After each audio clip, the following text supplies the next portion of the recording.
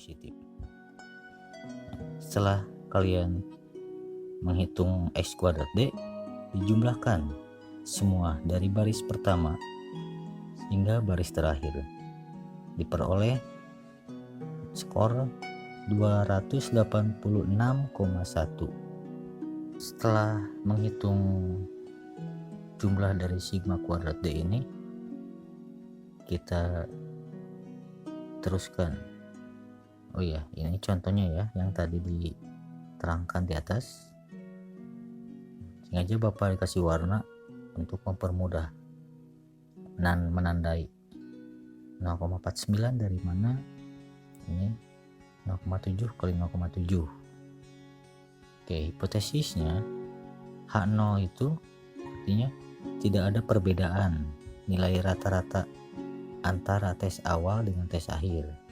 Kalau H1 terdapat perbedaan nilai rata-rata antara tes awal dengan tes akhir.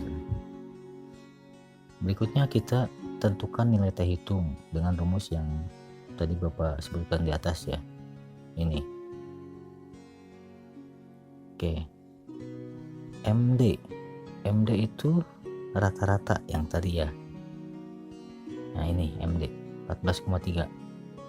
Nah, ini MD sama semua 14,3. Jadi nilai MD-nya 14,3 ya. Kemudian di sini ada sigma X kuadrat D, artinya jumlah dari X kuadrat D. Kita lihat. Nah, maksudnya yang ini. Ini artinya sigma X kuadrat D 286,1. Kita ganti ini dengan 286,1 yang sigma X kuadrat D.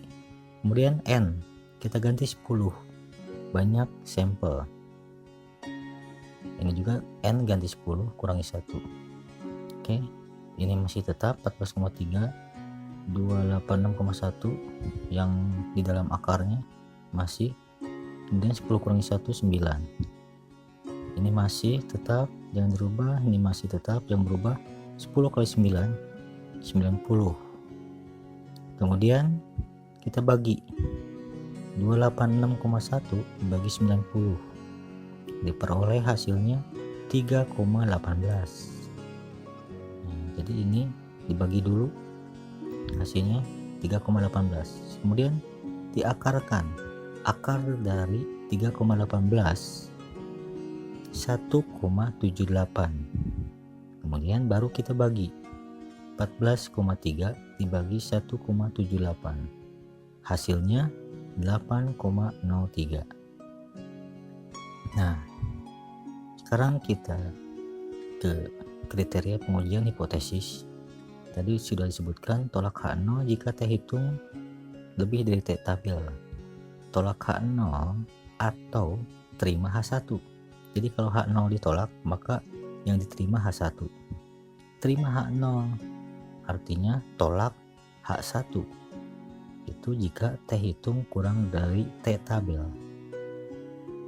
T tabel itu menggunakan alpha 5%. DF-nya, DF itu artinya degree of freedom. Bahasa Inggrisnya itu, bahasa Indonesianya ini derajat kebebasan. Degree itu kan derajat, freedom itu kebebasan.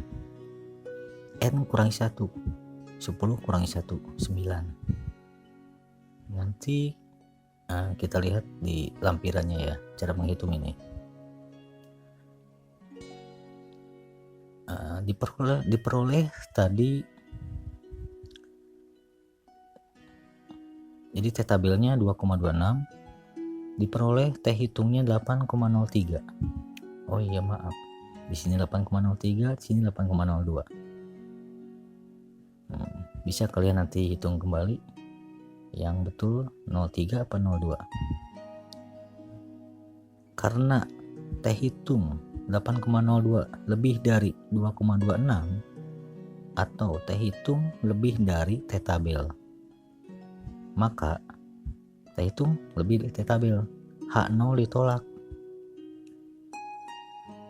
H0 ditolak, maka yang diterima H1. yang artinya pada tingkat kepercayaan 95%. Dari mana 95%? Karena tadi tingkat kesalahannya 5%. Ya, maka tingkat kepercayaannya 95%. Terdapat perbedaan yang signifikan antara skor perolehan tes awal dengan tes akhir. Oke. Jadi ini interpretasinya, penjelasannya. Jika tes awal dilakukan untuk mengetahui pemahaman pembelajaran PAI sebelum dilaksanakan pembelajaran dengan model discovery learning, dan tes akhir dilakukan setelah dilakukan pembelajaran dengan model discovery learning. Jadi hasil hipotesis di atas menunjukkan adanya pengaruh model pembelajaran discovery learning terhadap pemahaman pembelajaran PAI siswa. Jadi maksudnya kalian mau membedakan atau membandingkan atau melihat pengaruh dari model ini, discovery learning ini, ada nggak pengaruhnya terhadap pemahaman pembelajaran PAI siswa. Melihat pemahaman pembelajaran siswa ini dilihatnya dari hasil tes ya. Jadi di kelas yang sama, misalkan di kelas 7 SMP, kelas 7A, kalian melakukan penelitian, kalian melakukan tes awal dulu, memberikan soal, tidak usah banyak-banyak ya, minimal 10 soal atau 20 soal. Kemudian gurunya atau peneliti tersebut melakukan pembelajaran dengan menggunakan model discovery learning. Setelah beres melakukan pembelajaran, si peneliti melaksanakan tes akhir. Tes akhirnya soalnya sama dengan yang tes awal. Nah, nanti datanya seperti yang tadi di atas dijelaskan ya, baru dihitung. Baiklah, sekarang Bapak mau menjelaskan cara menentukan nilai T-tabel.